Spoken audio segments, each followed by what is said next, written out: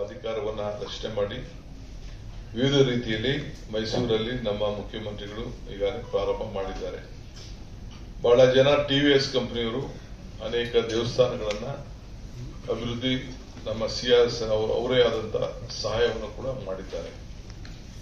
ಇವತ್ತು ಅನೇಕರು ನನಗೆ ಸಲಹೆಯನ್ನು ಕೊಟ್ಟರು, ಈ ದೇವಿಗೆ ನಾವು ಕಾವೇರಿ ತಾಯಿಗೆ ನಮನವನ್ನು ಸಲ್ಲಿಸಬೇಕು ಅಂತ. ನಾನು ಕಳೆದ ವರ್ಷ ಇಲ್ಲೊಂದು ಕಾರ್ಯಕ್ರಮವನ್ನು ಇಲ್ಲಿ ರೂಪಿಸಿದೆ. ಬಹುಶಃ ನಾನು ನಿರೀಕ್ಷೆನೂ ಮಾಡಲಿಲ್ಲ. ಒಂದು 25 ಸ್ಯಾಂಕಿ ಟ್ಯಾಂಕ್ ನಲ್ಲಿ ಕಾವೇರಿ ಆರತಿನ ಮಾಡಿದ್ರು. ಕೆಲವರು ಕೋರ್ಟ್ಗೂ ಹೋದ್ರು, ಕೋರ್ಟ್ ಅಲ್ಲೂ ಅನುಮತಿನೂ ಕೊಟ್ಟರು. ಸುಮಾರು 20-25 ಸಾವಿರ ಜನ ಬಂದು ಬರೀ ಒಂದು ವಾರದಲ್ಲಿ ಮಾಡಿದಂತಕ್ಕೆ ಜನ ಬಂದು ಸಾಯಂಕಾಲ ಬಂದು ವೀಕ್ಷಣೆ ಮಾಡಿದ್ರು. ಇದು ಯಾಕೆ ಅಂತಂದ್ರೆ ಜನರ ಭಾವನೆ ಏನು ಅಂತ ತಿಳ್ಕೊಳ್ಬೇಕು.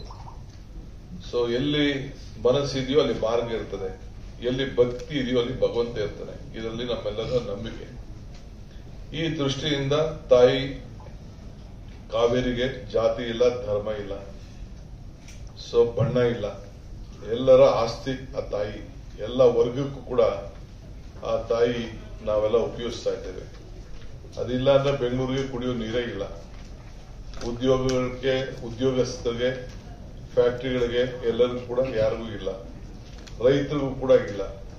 ನಾವು ಬೇಕಾದಷ್ಟು ಹೋರಾಟ ಮಾಡ್ತಾ ಇದ್ದೀವಿ. ಮೇಕೆದಾಟು ಮಾಡಿ ಒಂದು ಬ್ಯಾಲೆನ್ಸಿಂಗ್ ರಿಸರ್ವ್ ಮಾಡಿ ತಮಿಳುನಾಡಿಗೂ ಅನುಕೂಲ ಆಗಬೇಕು, ನಮಗೂ ಅನುಕೂಲ ಆಗಬೇಕು ಅಂತೇಳಿ ಅದಕ್ಕೆ ಬೇಕಾದಷ್ಟು ಅಡಚಣೆಗಳಿದೆ. ಅದನ್ನೆಲ್ಲ ನಾವು ಈಗಾಗಲೇ ನಾವು ತಯಾರು ಮಾಡ್ತಾ ಇದ್ದೀವಿ. ಈಗ ಇವತ್ತೊಂದು ಜನರಿಗೆ ಭಕ್ತಿ ಭಾವನೆಯಿಂದ ಪ್ರಾರ್ಥನೆ ಮಾಡಲಿಕ್ಕೆ ಒಂದು ಅವಕಾಶವನ್ನು ಮಾಡಿಕೊಡ್ಬೇಕು.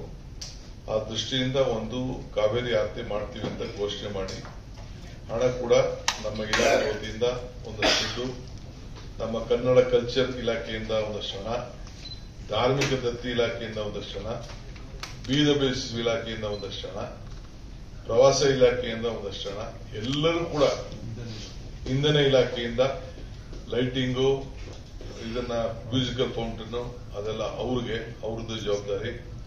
ಎಲ್ಲರೂ ಕೂಡ ಒಳಗೊಂಡು ಎಲ್ಲರಿಗೂ ಈ ಜವಾಬ್ದಾರಿ ಹಂಚಿ ಅವ್ರವ್ರ ಕೆಲಸ ಅವ್ರವ್ರು ಮಾಡೋ ರೀತಿಯಲ್ಲಿ ಬಹಳ ಚೆನ್ನಾಗಿ ಆಕರ್ಷಣೆ ಮಾಡೋಂಥದ್ದು.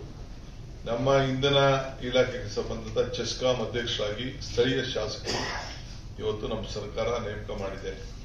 ಸೊ ಅವರು ಕೂಡ ಬಹಳ ಮುಂದೆ ಬಂದು ಅವ್ರದೇ ಕ್ಷೇತ್ರದಲ್ಲಿ ಬಹಳ ವೈಭವದಿಂದ ಮಾಡಬೇಕು ಅಂತ ಹೇಳಿ ಬಂದಿದ್ದಾರೆ.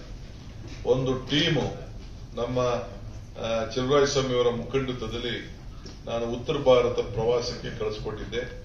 20 ಜನ ಶಾಸಕರುಗಳು, ಕೆಲವು ಮುಖಂಡರುಗಳು, ಅಧಿಕಾರಿಗಳೆಲ್ಲ ಹೋಗಿ ಉತ್ತರ ಭಾರತದ ಗಂಗಾ ಆರತಿ ಎಲ್ಲ ನೋಡಿ, ಹರಿದ್ವಾರ, ಋಷಿಕೇಶು ಅಲ್ಲೆಲ್ಲ ಹೋಗಿ ಪ್ರವಾಸ ಮಾಡಿ ನನಗೊಂದು ವರದಿಯನ್ನು ಕೂಡ ಕೊಟ್ಟಿದ್ದಾರೆ.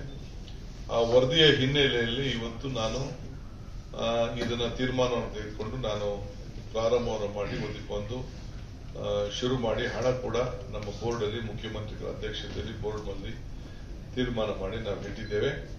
ಇದನ್ನ ಪ್ರಾರಂಭ ಮಾಡ್ತಾ ಇದ್ದೇವೆ. ಸೊ ಇದಕ್ಕೆ ಏನಾಗಿದೆ, ಯಾವ ರೂಪ ಆಗಿದೆ ಅಂತ ಹೇಳಿ ಇದೆ. ಮಧ್ಯದಲ್ಲಿ ನಾನು ಕೆಲವು ರೈತರುಗಳು ನಮ್ಮ ಚಲುವರಾಯಸ್ವಾಮಿ ಅವರಿಗೆ ಕೆಲವರು ಅಪಸ್ವರ ಎತ್ತಿದ್ರು ಅಂತ ಕೂಡ ಹೇಳಿದ್ರು. ನಾನು ಆಹ್ವಾನವನ್ನು ಕೂಡ ಕೊಟ್ಟಿದ್ದೆ. ಬಟ್ ಅವ್ರದೇ ಆದಂತಹ ಆತಂಕಗಳು ಇರ್ತದೆ. ಆತಂಕ ಇರೋದು ತಪ್ಪೇನಿಲ್ಲ. ನಾವು ಅದಕ್ಕೆ ಗೌರವ ಕೊಡಬೇಕು. ಅದರಿಂದ ನಮ್ಮ ಡಿಸ್ಟ್ರಿಕ್ಟ್ ಮಿನಿಸ್ಟರ್ ಕೂಡ ಅದಕ್ಕೆ ಅವ್ರನ್ನ ಕರೆದು ಕೂಡ ಕೆಲವ್ರನ್ನ ಮಾತಾಡಿದ್ದಾರೆ. ಹೆಚ್ಚಿನ ಸುದ್ದಿ ಅಪ್ಡೇಟ್ಗೆ ಈಗಲೇ the federal Karnataka YouTube page ಅನ್ನು ಸಬ್ಸ್ಕ್ರೈಬ್ ಮಾಡಿ.